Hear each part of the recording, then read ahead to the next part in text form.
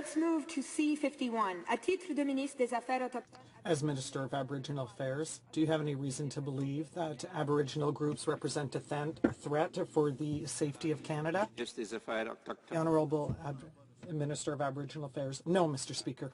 The Honourable Member for Churchill. Affairs, do you believe Indigenous groups should have been consulted, or have you consulted with any Indigenous groups or organizations on the content of Bill C-51? The Honourable Minister of Aboriginal Affairs. Mr. Chair,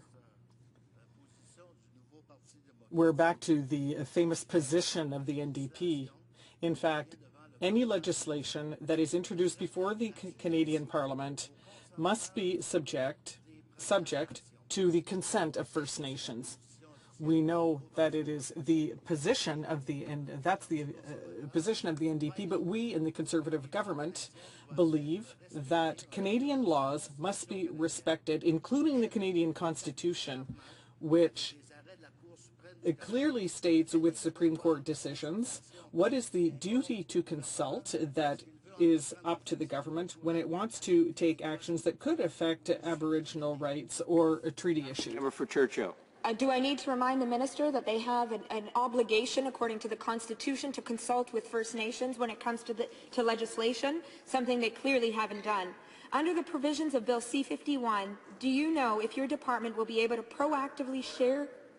Member for Churchill has done this repeatedly now. The questions have to be directed through the chair, not to the member directly.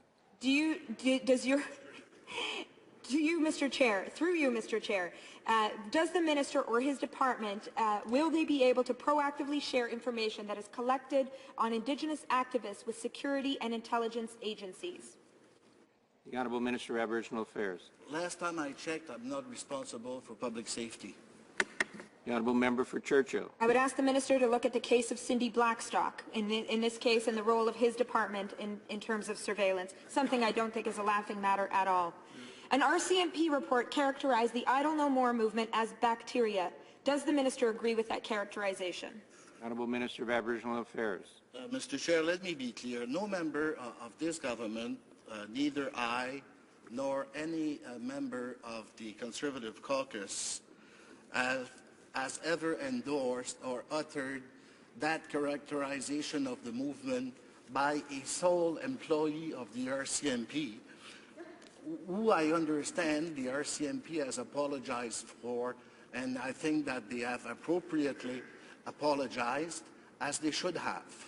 This is not a view of that movement which is shared by this government, and going forward, we should rather work positively to improve the lot of members of First Nations all across Canada.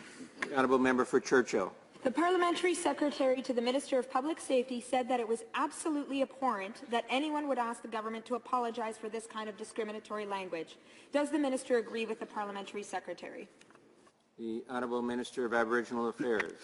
Mr. Chair, can I do more than just reiterate that the Government of Canada does not share the view of that sole employee of the RCMP who has chosen to characterize the movement the way he has.